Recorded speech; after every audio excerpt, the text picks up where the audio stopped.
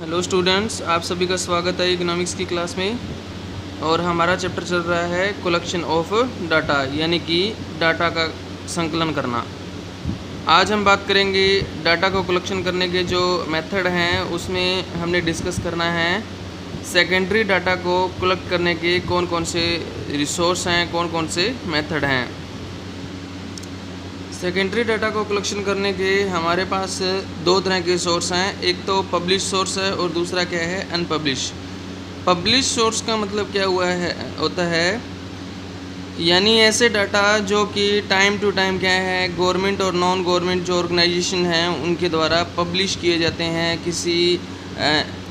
किसी जर्नल में पब्लिश किए जाते हैं, किसी न्यूज़पेपर में पब्लिश किए जाते हैं, या अदर किसी बुक में क्या है, जिन डाटा को पब्लिश किया जाता है उनको हम क्या कहते हैं, पब्लिश सोर्स कहते हैं। सबसे पहले हमारे पास इसमें आता है गवर्नमेंट पब्लिकेशन।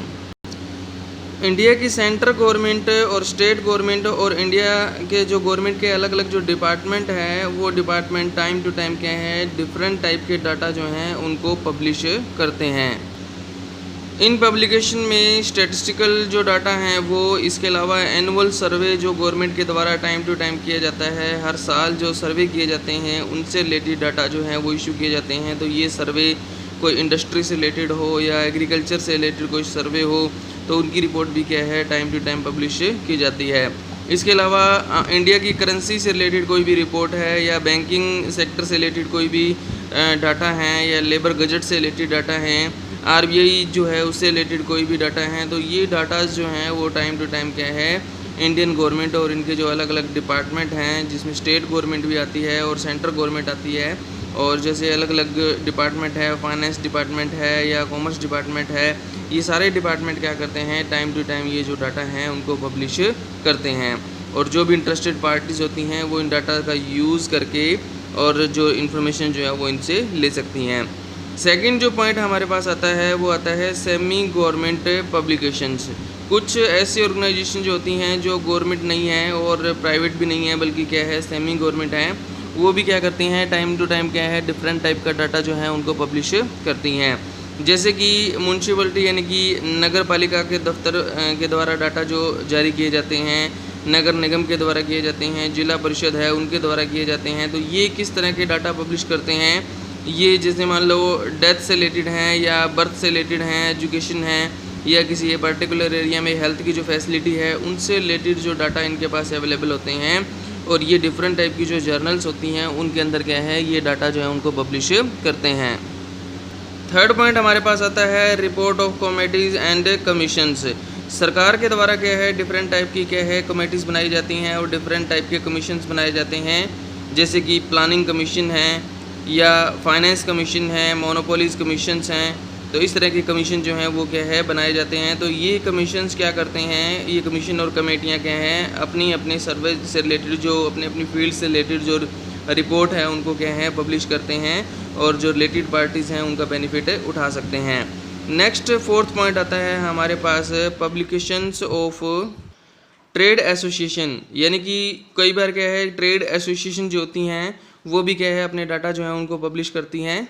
जैसे कि मान लो अपने हरियाणा के अंदर क्या है, शुगर मिल एसोसिएशन है, जो क्या है शुगर मिल से रिलेटेड क्या है, सारे के सारे जो डाटा हैं उनको क्या है, पब्लिश करती हैं। तो शुगर मिल से रिलेटेड हरियाणा के अंदर जितने भी डाटा हैं वो इनके पास क्या है, अवेलेबल होंगे, कि यहाँ पे कितने फैक्ट्रीज़ हैं, कितने लोग उनमें काम करते हैं। तो इस तरह के जो डाटाज़ हैं वो क्या हैं, पब्लिश कर सकती हैं, और उनका क्या है, यूज़ किया जा सकता है। Publications of research institute.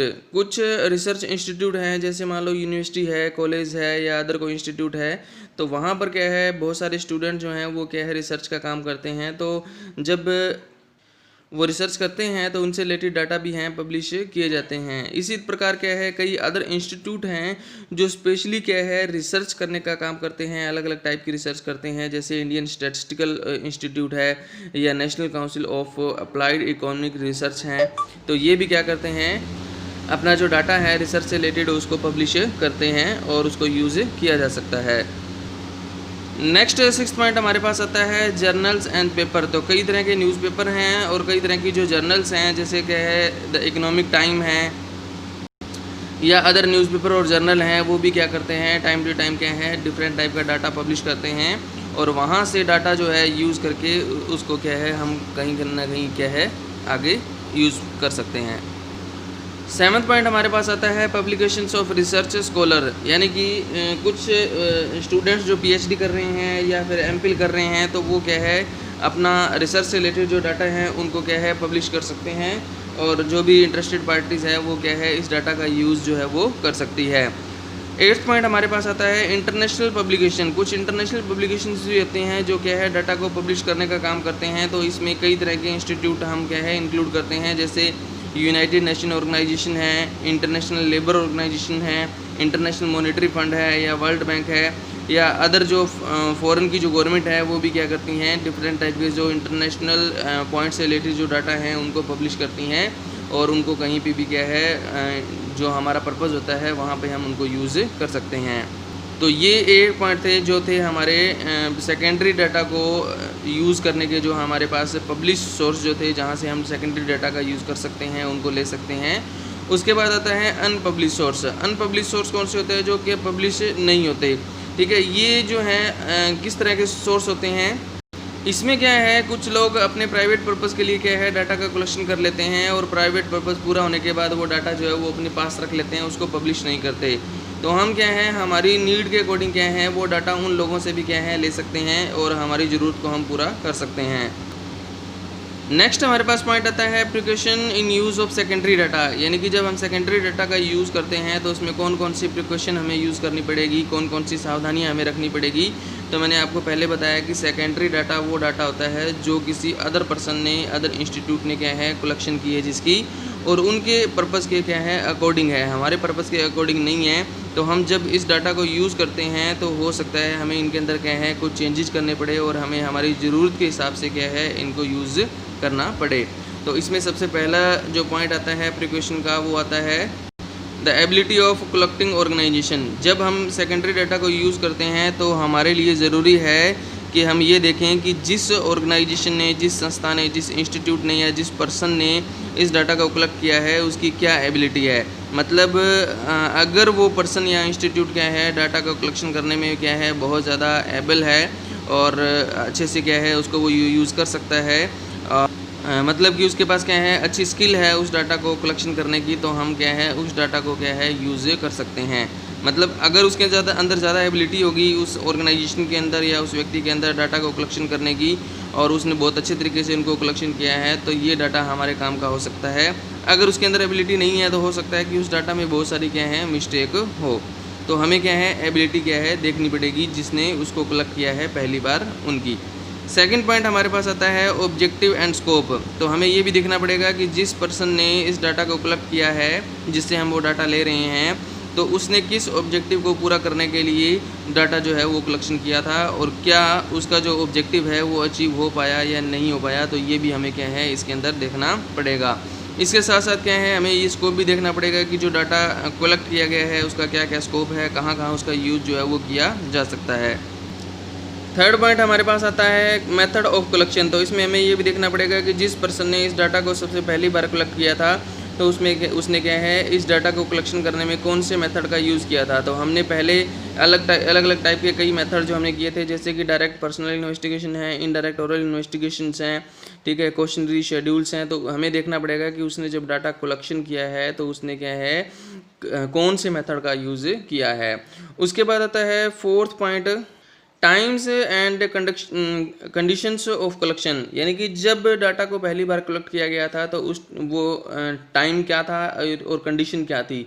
Example के तौर पे अगर क्या है वार का टाइम था, यानी कि कंडीशन जो है वो बिल्कुल ठीक नहीं थी, तो हो सकता है कि डाटा जो है वो क्या है ठीक ना हो। जैसे किसी पर्टिकुलर एरिया के अंदर क्या है मान लो कोई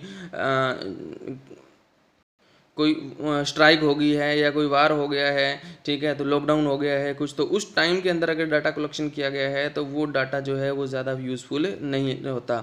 यानी कि नॉर्मल कंडीशन में अगर डाटा कलेक्शन किया गया है तो वो डाटा क्या है ज़्यादा यूज़फुल हो सकता है। तो हमें देखना पड़ेगा कि जिस पर्सन ने उनको कलेक्शन किया था उसने किन कंडीशंस के अंदर क्या है उस डाटा को कलेक्ट किया था।